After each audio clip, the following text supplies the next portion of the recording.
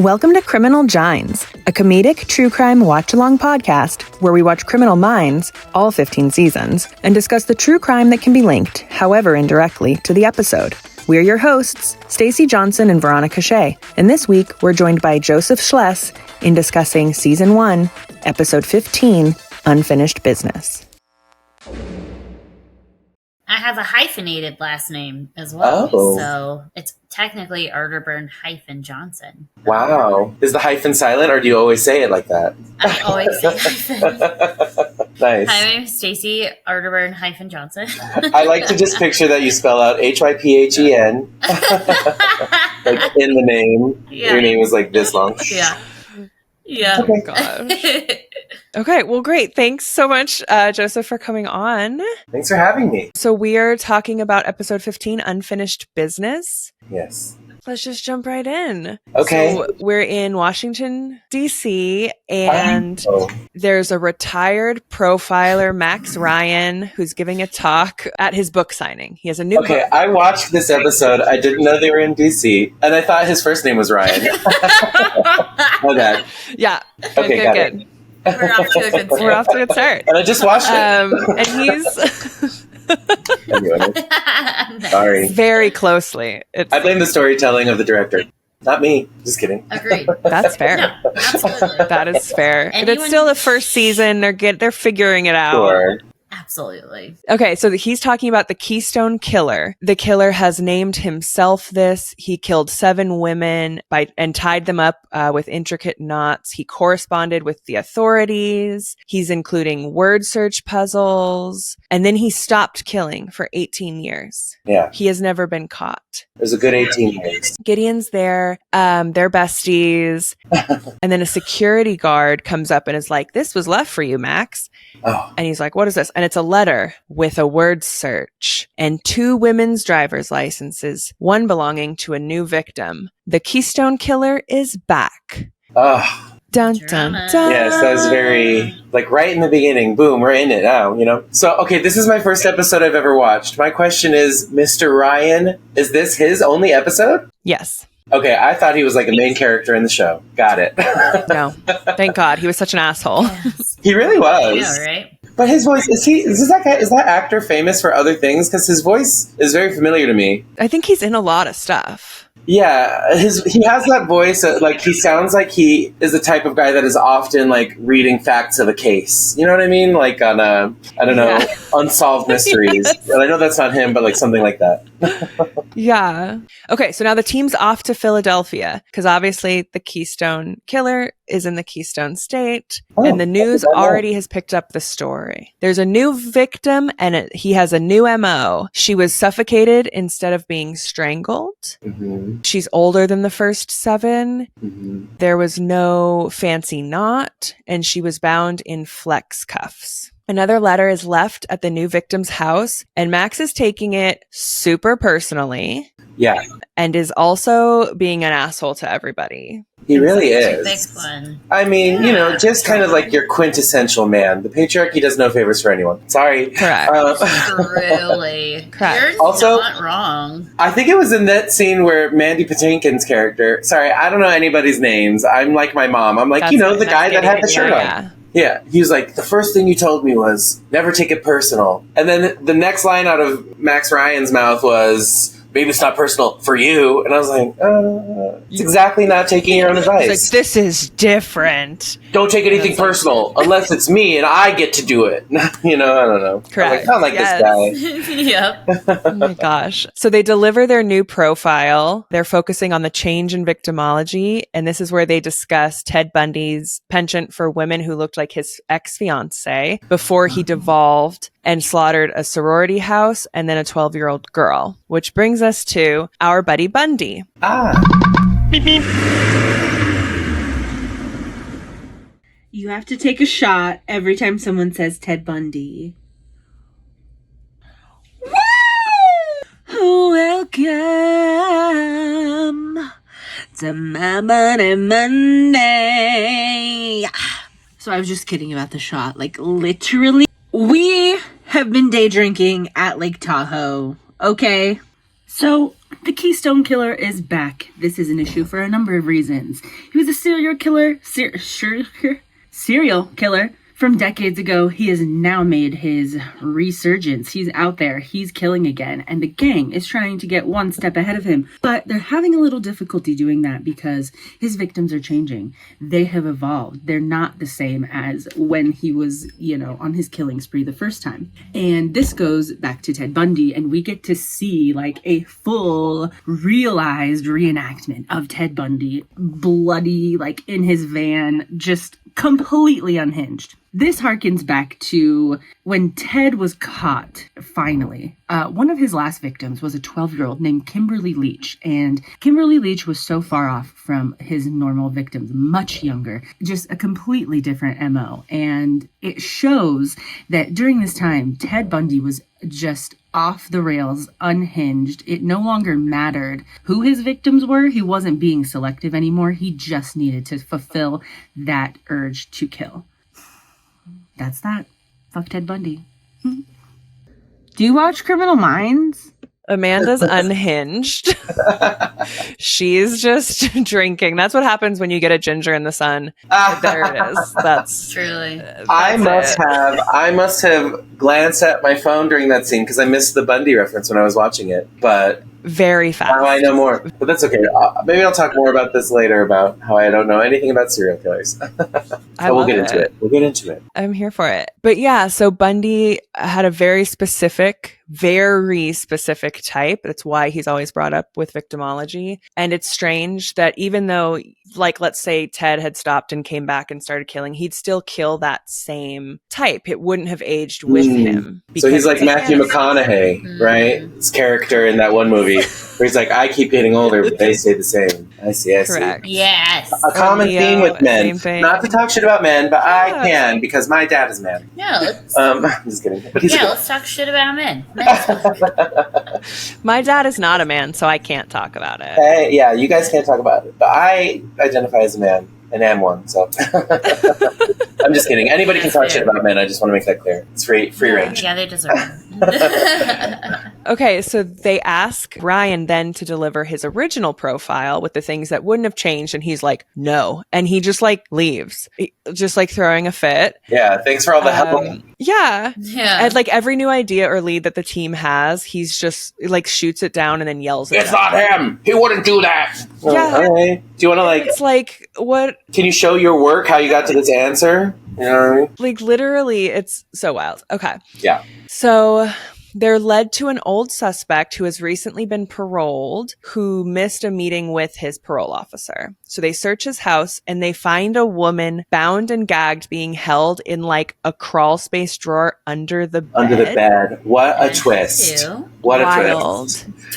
Oh, I kind of was like, maybe this guy isn't in I don't know. That was a dramatic moment in the episode for sure. Good for them for looking under there too, by the way. I know. They were just like knocking on the, like, can you imagine? Just yeah. Hotch is just down there like deassembling a bed. And I was like, what's going on? But I think probably if you're in the FBI looking for murder suspects and victims, under the bed is probably a very common place to look. Yes. So yes, and it's only the last time we see it. Yeah, I'm not usually on the hunt for murder victims, so I never think to look under a bed. But I guess when I think about it logically, it makes sense that they would check there.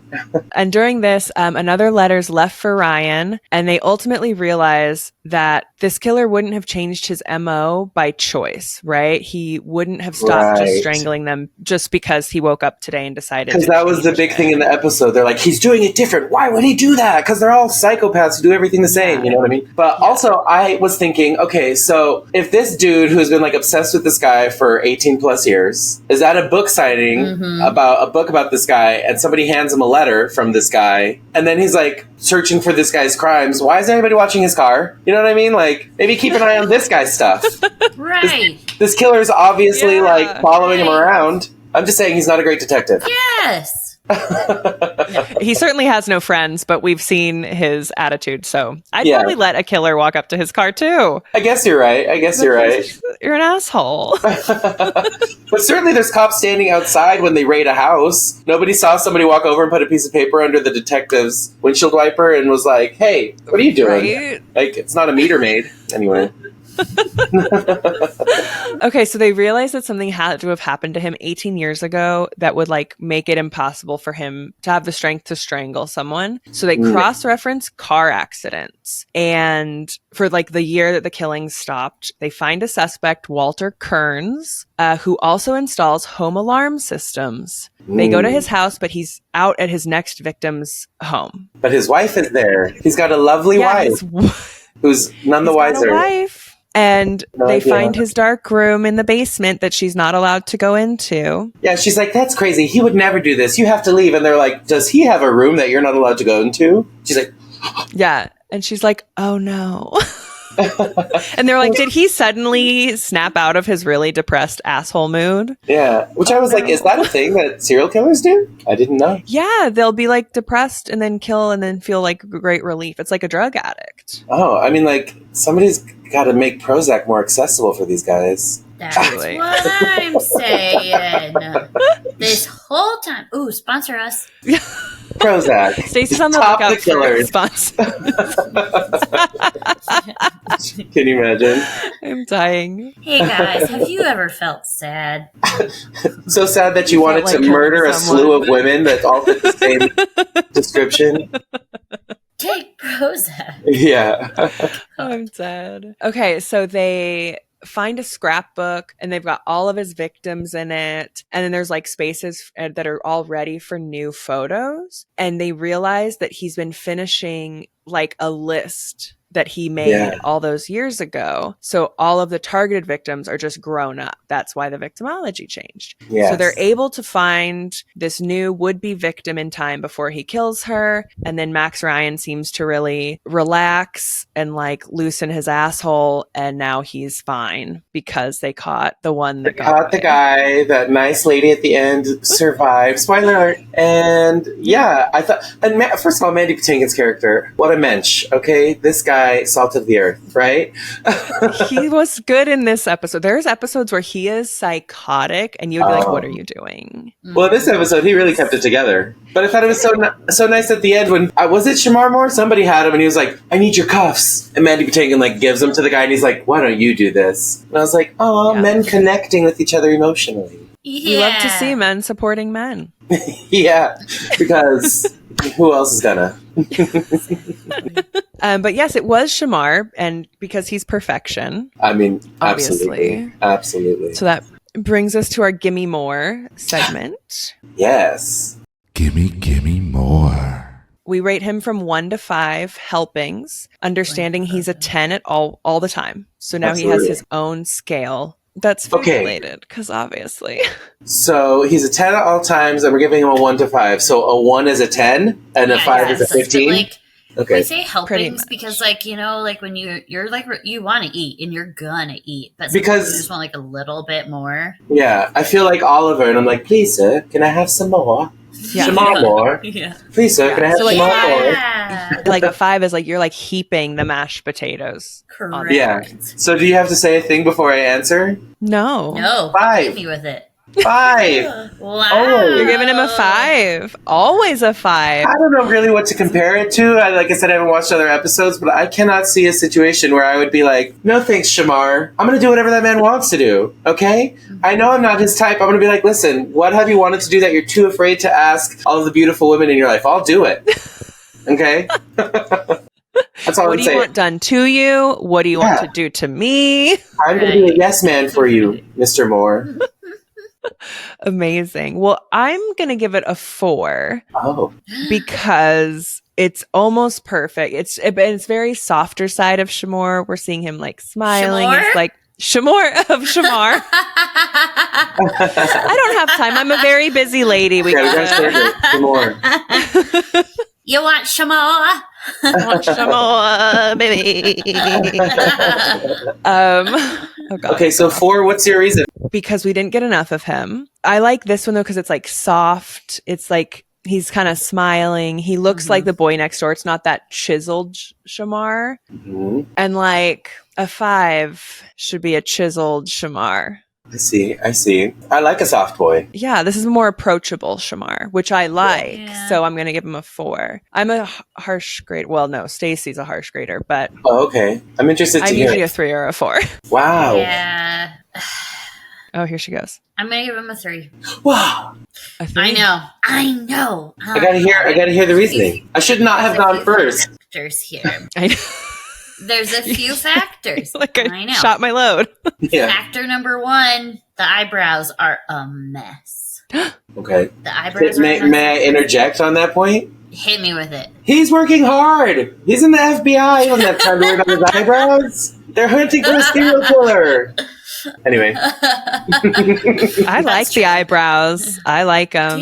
I wish they were just a little cleaner, but... Okay. I support you in your journey. Thank you. I am digging the, softness of it, but it's a little lackluster for me. So I'm just like, give me a 3. Okay. I like how big his hand looks next to that tiny phone. That's true. My question have either of you given him a 5 ever? Oh, yes. Yeah. Oh, okay. Several times. I'm going to have to see, I'm going to have to compare your 5s to this episode and see why. There's also, what's hard for us is we know there's an episode coming.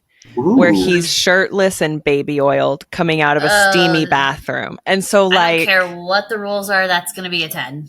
Yeah, that's and then there are some episodes where he's kind of a dick and we're like, we can't do a 5 behavior. Yeah, I support that. I thought he was lovely in this one. Actually, I was kind of like, the whole show was, what's his name? Max Ryan. Yeah. I feel like I didn't really get a great chance to know much about many of the other characters, except for that mousy guy who's like a savant with word puzzles. But yes, read Matthew Gray Goobler. That's the best way to put it. No one has ever described him like that.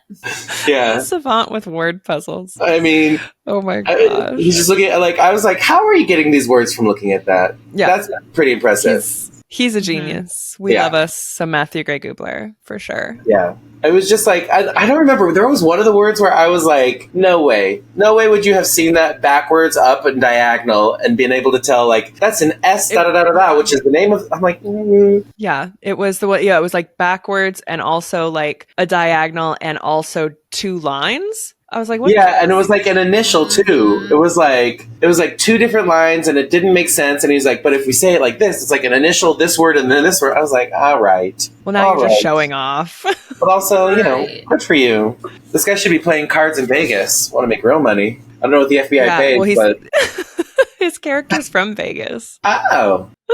Okay. And the actor's from Vegas, which is probably why they did that. Well, I guess he didn't really have to do that much, character work. Yeah. Yeah.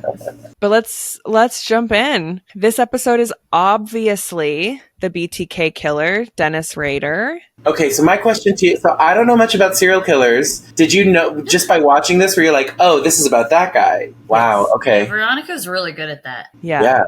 I've done a lot. One, I have the book on him. Oh, right there. Prominently displayed.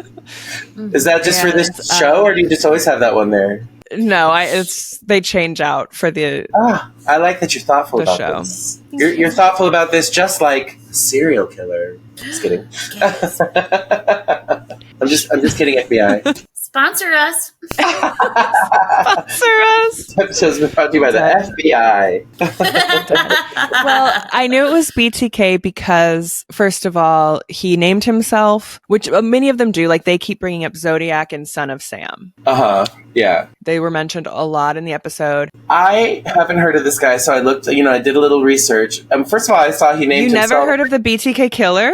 No. Or maybe I have, That's wild. I know. I'm not... I mean, I watched Dexter, okay? But I'm not super into serial killer stuff. It, makes me, sad and nervous. I know all of my friends love it. No, that's fine. But you... Because how old are you? I play from ages 16. Yeah. I'm just kidding. I am 39. Right. I'm almost 40. So he was caught. It would have been... Wait, when you were in college or just out of college. Is when he was in your 20s. I know, Joseph Thanks, looks girl. so young. Thanks, You're guys. welcome. But he Good was lighting. caught in our like known life. So I'm just surprised you didn't see it on the news because it was such a big thing. Wait, what year was he caught? 2005. Okay, I was living in New York, trying to make it in musical theater and being very slutty at the nightclubs. So I was busy as well. Oh. That's why I missed it. I mean, we were all busy. Oh, I know. I was in Trig. Yeah. Yeah, no, I mean, maybe I've heard of him. The thing is, I might have heard of him before. But like I said, I don't really like dive into serial killer stories usually. Yeah. So this is maybe a crazy question. This is me showing that I'm an old man. Deep in my heart. Isn't there like a pop group named like BTK or B2K or something like that? Oh, yeah. It's, hold on. It's the K-pop idiots that you like, Stacey. There's BTS, but no, that's... Oh, BTS. Oh. No.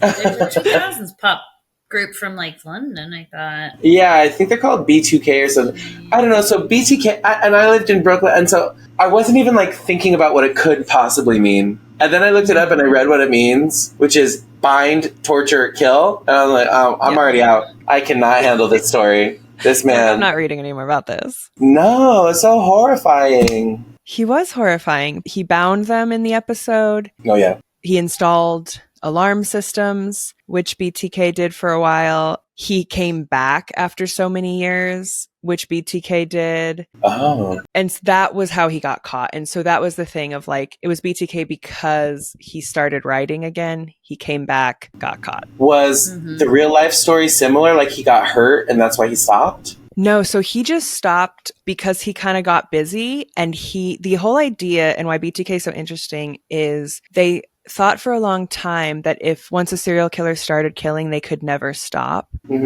which is a little bit true, but he was such a controlling person and like disciplined person that he could stop. And he had so many mementos to relive the crimes that he didn't feel the compulsion to kill for a long time until they ran a story about the 30-year anniversary of the first family that he killed. And they kind of posited that either he was dead or in prison. And he was like, nah, bish, I out here. And so he started talking to the media again and the police, and he didn't realize the forensics that they had on him or how much digital forensics had kind of moved along. Yeah. Because he was killing in the 70s. So. Wow. So what ended up getting him caught in real life? The forensics, I guess? Let's start at the beginning, and then we're going to get into how... And you should watch the Catching Killers episode because they talk about it, and it's not scary because, they all caught him. Great. Okay. Maybe I will. Maybe I will. Very interesting. But he's a very, very interesting man. Okay, so he was born in 1945. Like we had said, he's named himself the BTK Killer. It was like a little symbol that he put down that like had boobies. The B was like boobies. Okay, well that's kind of cute. Boobs. And he was always like an angry kind of kid even. That tracks. Yeah, right? Like a lot of times we try to, or people will try to point to something that happened. And a lot of times there's brain injury or abuse. Not so much the case with this guy. Yeah. He felt abandoned by his mom. Oh, right. I read about this. I did do a little research on this. Good for you. Yeah, okay, so both of his parents worked really hard and he only resented his mom. I don't like that. Correct. I don't like that. What about your dad, dude? Correct. We see classic female resentment very Misogyny is strong, alive, and well. Yeah. Anyway, sorry. I get really angry about this stuff. I love it. Yeah. And from a very young age, he had sadistic sexual fantasies about torturing and killing helpless, trapped women. Okay, so how do they know this about? Did they know this when he was young? Or did they find this out later after they caught him? They caught him. Because psychopaths will either not talk at all or will tell you everything. And he told them everything. Okay. Everything. So, so he talked about, and actually there's a quote that he had, which I think is so funny. And he said that he had sexual fantasies, probably more than normal. All males probably go through the same kind of sexual fantasy. Mine was just probably a bit weirder than other people. Yeah. A bit. A bit weirder, huh? I think all people have sexual fantasies. Most of them don't include torturing anybody. Correct.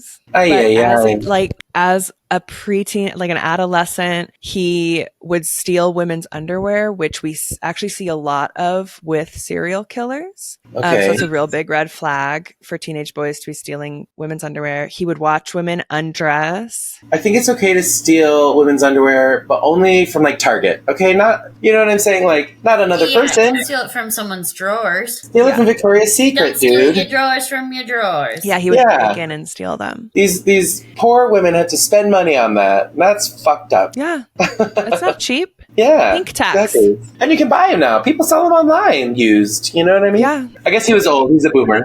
Correct. Yes. Get with the times, you know? Yeah. He would watch the women undress while dressed in women's clothing. He tortured animals. We see that a lot. And he would masturbate with bindings around his arms and neck. Again, this was all in his like adolescent teen years. Interesting. I Wild. do wonder, like, I wonder what all those correlations are. You know what I mean? Like, I mean, I don't it's know. very, very weird. Yeah. Usually there is something that they can point to of like, oh, they were exposed to this or that early on and it changed the wire. There's none of that in his childhood. He's just fucked up. this way. Yeah. Mm-hmm.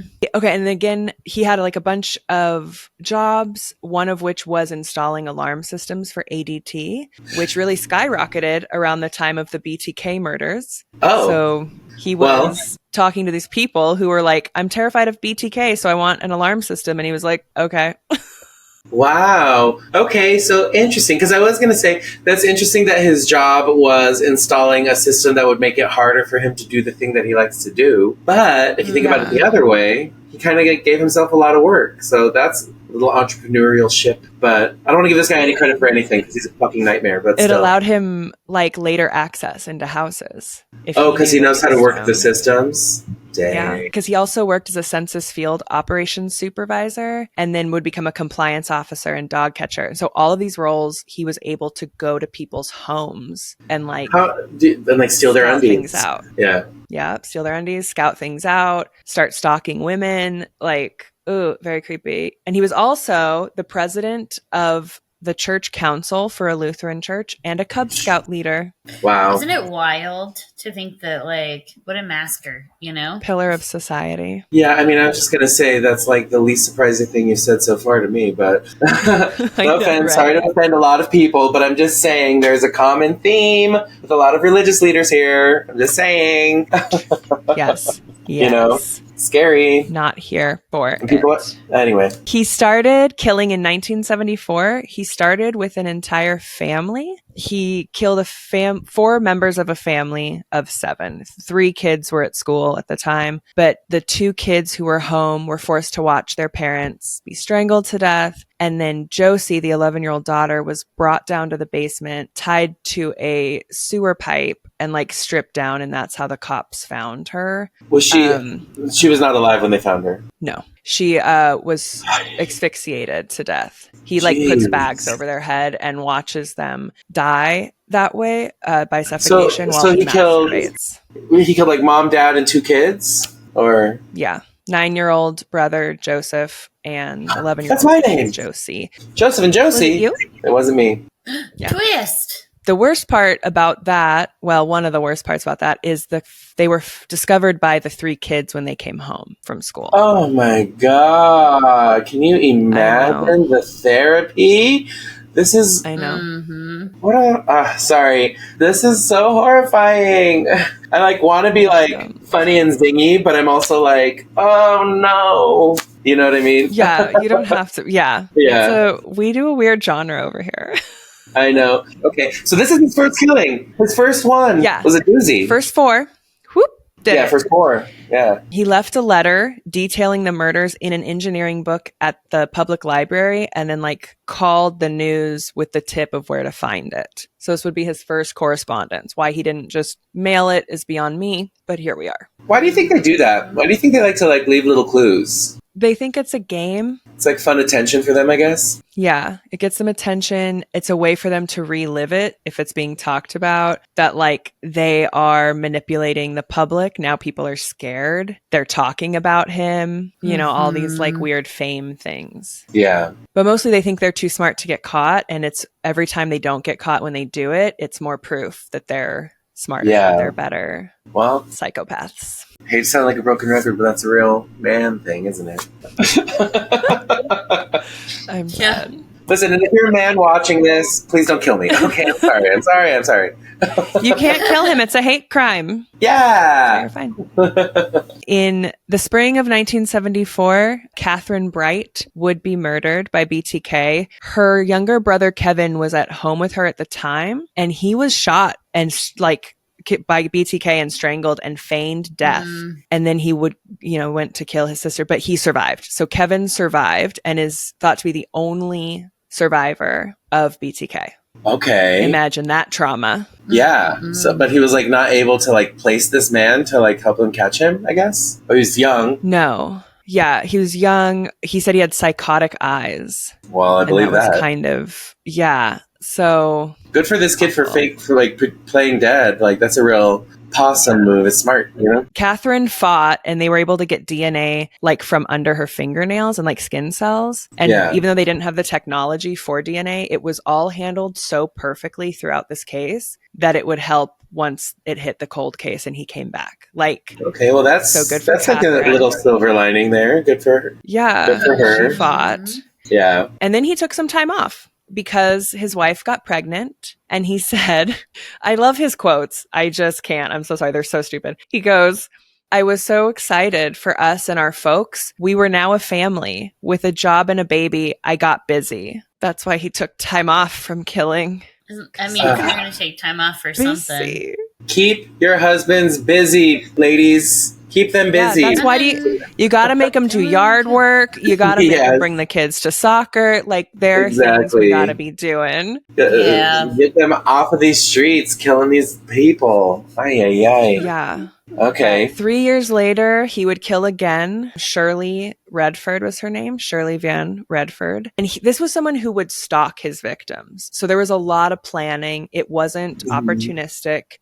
He would focus on a specific person. And his wife found an early draft of a poem that he wrote. He writes poems, and this poem was entitled Shirley Locks. And in it, her husband wrote, "Thou shalt not scream, but lay on cushion and think of me and death." And she didn't say anything. And then he would write on the newspaper stories about BTK, and she wouldn't say anything. This is his wife, his real life wife. This is his wife. And then they started publishing the letters by him, and he had really bad spelling. And she would make fun of him, saying, "You spell just like BTK. Lady." Dang. Right? Lady. Right. Yikes. And he was a very devoted father. It was very much a double life. But in December of 1977, he would kill Nancy Fox, after which he then sent a second letter to the TV station in Wichita, claiming responsibilities for all of the previous murders and demanding media attention and naming himself the BTK Killer. Wow. Yeah. And in this letter, he claimed that he was driven to kill by what he called Factor X. Today, he calls it his dark spirit. Okay. I think was the wording. In Dexter, they call it his dark passenger. Correct. That's all it reminded me of. How much of Dexter is based on this guy? Because a lot of this story, too, is kind of reminding me of the season with John Lithgow's character. Yeah. Oh, yeah. John Lithgow could have been maybe a BTK, but there is a serial killer Dexter's based on. That Dexter Pedro is? Rodriguez Filio, yeah. Oh, and he was killing other serial killers? Yeah, he was killing criminals. Okay, well, I like that. Right? You're well. Okay. I mean, nobody should be killing anybody, period. I'm just saying. Yes. Yeah. Unless you're Hitler. Then kill Hitler. Oh, I was Hitler shouldn't be killing anybody either. Careful where we go. Let's not get Only killed. Hitler's allowed to kill people. I think we can all agree on that. Yeah, right. Okay, this one you'll like, Joseph. In 1979, there was an intended victim, Anna Williams, and he laid in wait for her for hours in her home. She didn't come home when she was supposed to. She was out living her life with friends. She was like 63 at the time, just living her best life. He got bored and left. Oh. Because she didn't come home. Okay. So, and he was so angry about it, but he would like talk about it later because he wanted to kill her and she didn't come home and he got impatient and left. Well, so then I guess this is a good example of like, live life to the fullest, okay? Go out with your friends. Have a fun night because maybe your serial killer will get bored and leave your apartment. Yes. Well, and good for her. Like, you shouldn't stick to a schedule. Yeah.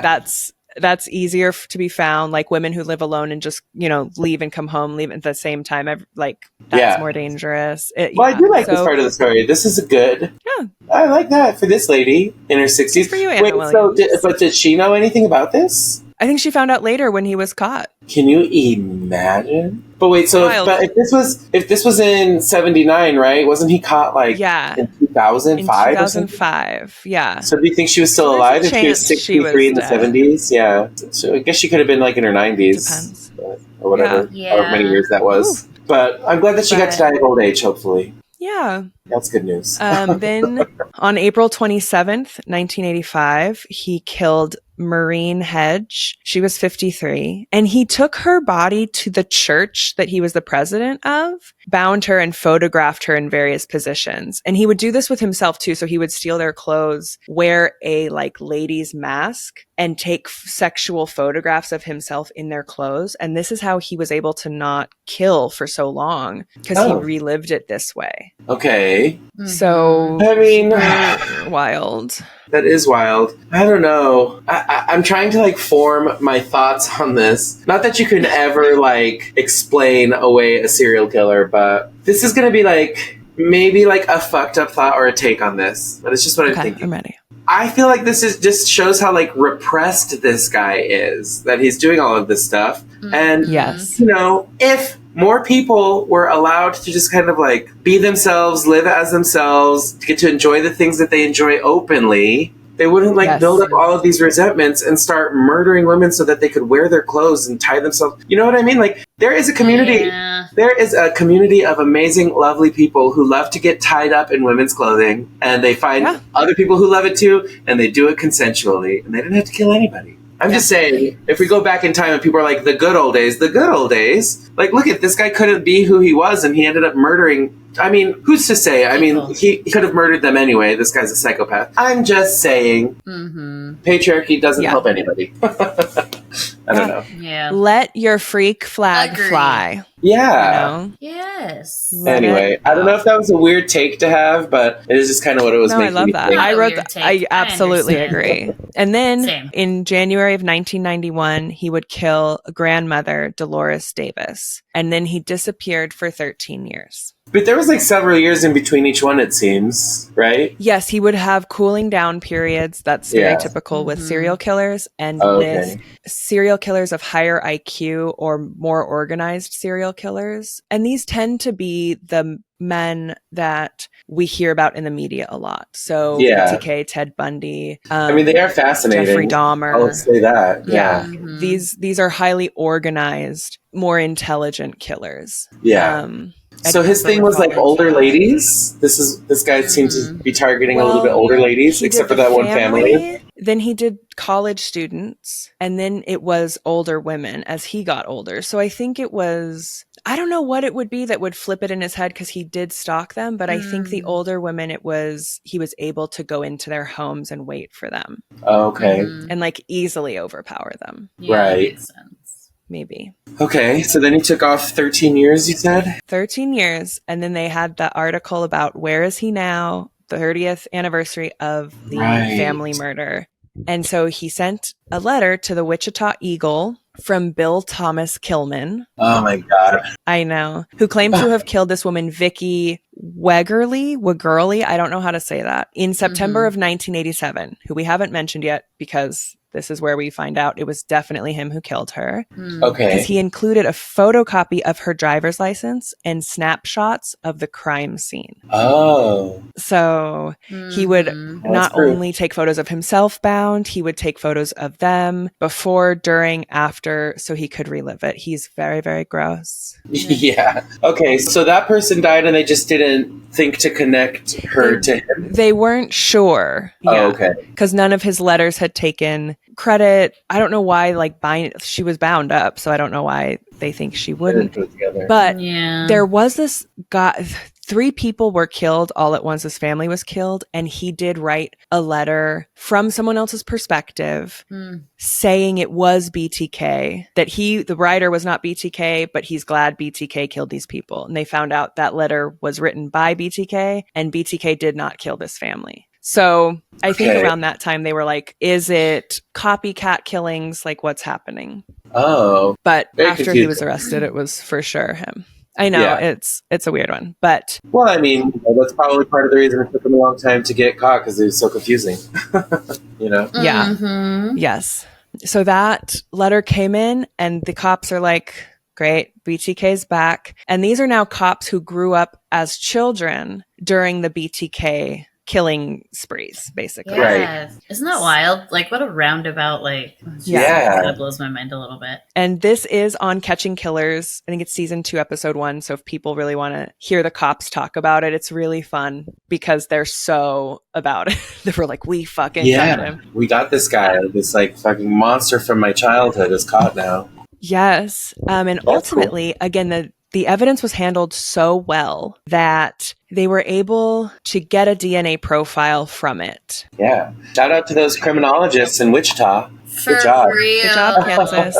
So 13 years went by and the article came out and he was like, guess what? It was me. And so now what year are we in? I forget where we were. We're in 2004. Got it. So post 9/11, we're here coming into the MySpace. We're coming into Facebook. This is where we're at. Yeah. So, and go ahead.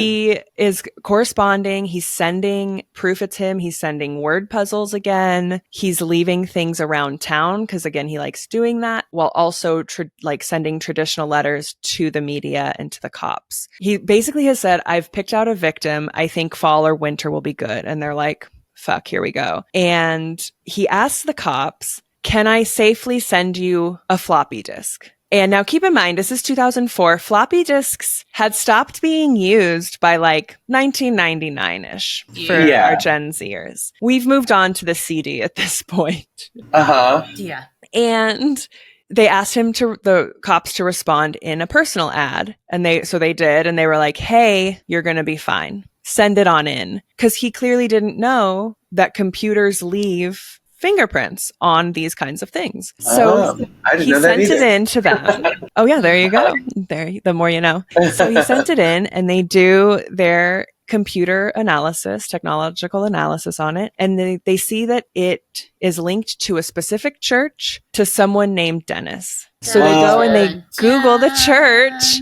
and they're like, oh, look, Dennis Rader is the president. And they're like, we have to go get him right now. And they were like, we don't have enough evidence. So now all of their attention turns to how do we get Dennis Rader's DNA? Because we have a profile. Mm-hmm. His daughter is in college at this time. And they went there and they're like, hey, is she getting any free services done? And they were like, well, yeah, she just got a pap smear done, all these things. And they were like, we're going to need to see her tests. We're going to need some stuff. And so they use her DNA to 23andMe this shit? Her DNA, they 23andMe'd this shit. Yeah. It was 23andMe connected to the DNA profile that they had, and they were like, we're going to go fucking get him. And so they went and they arrested him on his way home for lunch with his wife. And he was like, when he got arrested, he was like, can someone just tell my wife I'm not going to be home for lunch? I assume you know where I live.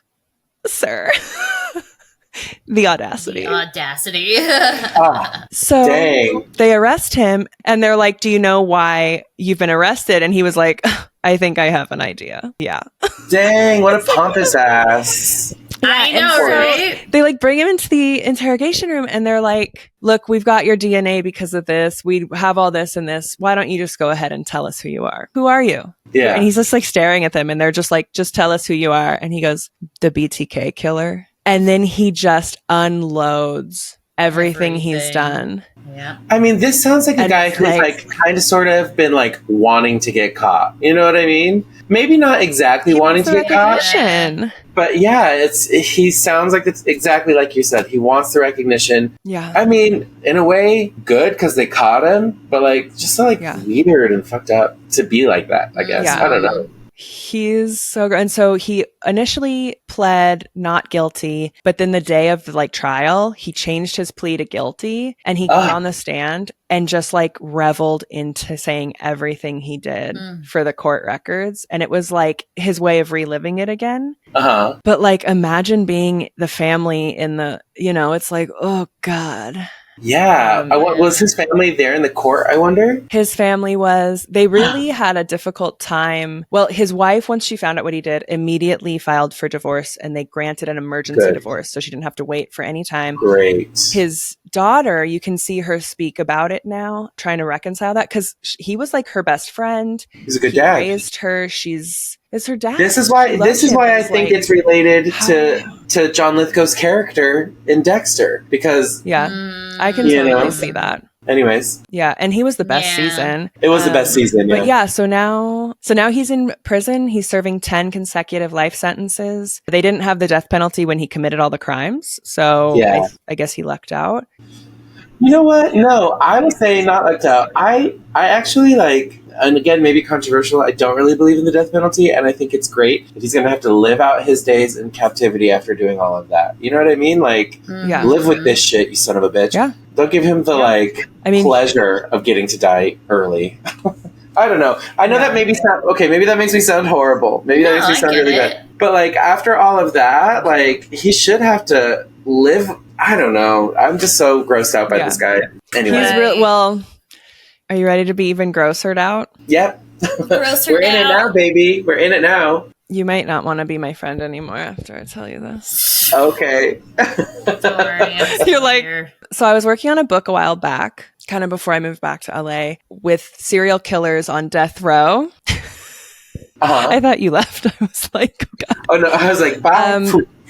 You're like, no, thank you. So I have corresponded with BTK, with the BTK Killer. And he wrote me a poem. He ultimately said, he wrote to me, he said, I don't want to be involved in this, but good luck. Here's some things I find interesting. He's really into business. He likes to watch C-SPAN and business news. And he corresponds with 10 people and only 10 people. He doesn't really talk about the crimes anymore. And he did a little drawing and then he wrote me a poem. And I was like, thank you. How interesting. I mean, that is very interesting that you've corresponded with him. How was the poem? Do you want to hear it? I feel like we have to. Okay. Yeah, I went up into my to get my serial killer binder. Oh, wow. I was going to say, I don't think it's weird that you reached out to him if you were writing a book. You know what I mean? It's not a fan thing. I think he's absolutely reprehensible. And he's not even hot. So... please. Okay, let me go find him. Isn't it disappointing that this horrible, horrible, evil man actually was a great husband and father? You're like, dang. Yeah, what people have to remember is in reality, no, they weren't. They were just putting on a mask so they knew what to do so they wouldn't get caught. Yeah, and right? I mean, his poor wife and daughter now who have to figure out this man that I thought was amazing is actually the worst person alive. Yeah, my perception of who you are was shattered by who you actually were. It's wild. We all grow up and kind of I feel like everybody goes through that moment when you grow up where you realize oh, my parents aren't perfect and my parents don't know everything. And I'm just grateful. I'm grateful to find out that my parents are just bad with money. You know what I mean? yeah, same. If that's I'm grateful that mine was just an alcoholic and not a serial killer. Exactly. He's cool now. He's cool. He's been sober for 10 years. Love you, Dad. Bye. Oh, great. But, Yeah. But you know what I'm saying? Like, I guess we all have to deal with the fact that our parents aren't perfect. But imagine your parent is a serial killer. A serial killer, yeah. Wild. That's a little extra work. Okay, so here's the letter. So you can see how he writes. Okay. And here's his little drawing. Oh, what does it say? The cave? Okay. Yeah, the cave. So I don't know what that is. I would prefer if it was movies. Me too. And then he wrote me a poem on like an index card. Oh, okay. All right, let's hear it. It's really hard to read his writing. So it's entitled Bitter or Sweet. We comb the shorelines of life's oceans. The sand passing beneath our feet are like billions and trillions of entities that surround us. We pause, look outward, notice a new wave ready to beat, lapping at our feet. What story will it tell? Will it be bitter, nothing to write home about, or sweet? That's it. That's not a very good poem.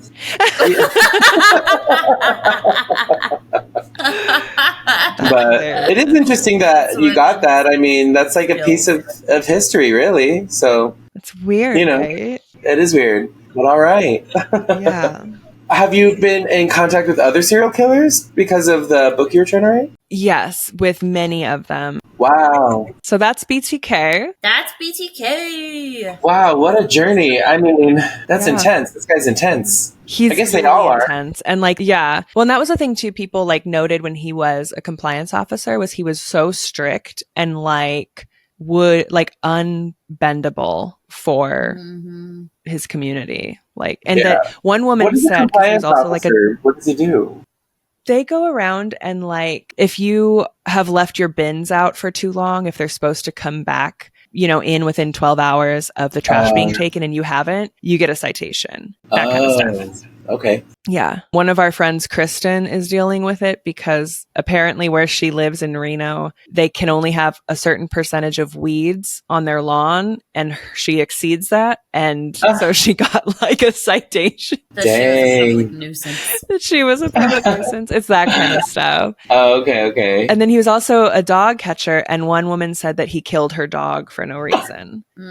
Yeah. So he's not. Yeah. Oh, yeah. Because when I was reading about him, it said something about that he would like kill cats and stuff, right? Yeah. Which you do see a lot of, for young offenders. Yeah. Parents of children. If your kid ever kills a cat or any animal, do something about this. This is bad news. Get them into therapy. Get them into therapy, find out what they like, give them some outlets. I'm sure some people are just like, you know, fucked up. But yeah, if you're killing cats, we've got to do something about this. This is, I don't know what to do, but it's scary. So that's BTK. That's our guy. All right, BTK. Not to be confused with B2K, the 90s pop group. Oh, yeah. Or BTS. Or BTS. I'm going to look up B2K and see if I was right about that. Yeah, there is. B2K boy band, 98 to 2004. Haha, I knew it. Look at you go. To 2004, when he came back. Okay, all I'm saying. Have we ever seen B2K in the same room as BTK? That's the question. Twist! That's the question. So, Joseph, talk to us. What do you got coming up? What's on your horizons? Oh, I don't know. Well, actually, I do have something coming up. I'm going to be going to Santa Rosa at the end of September to do some stand-up up there. I don't know the name of the event. I wish I could say the name, but I'm going to be up in Santa Rosa doing some stand-up. I'm doing stand-up at the show, and there's going to be a drag queen named Cacophony, and she's amazing. And that's going to be up in Santa Rosa at the end of September. So if you're in the Santa Rosa area, come by, hang out. It'll be lots of fun. And then where can people follow you for updates? On social media, I'm at Joseph Schles everywhere, so pretty easy to find. Stunning. Instagram, TikTok, Twitter sometimes. Yay. Right, as it's dying its last death. Exactly. If Twitter is still a thing in September. Yeah, for real. God. Oh my gosh, thank you so much for coming on. Yeah, thank you for coming on. Having me. Fun. What a wild journey this was. True. I know. Thanks for having me. This was a lot of fun. I appreciate it. Just download, subscribe. Join us next week for another episode of Criminal Giants.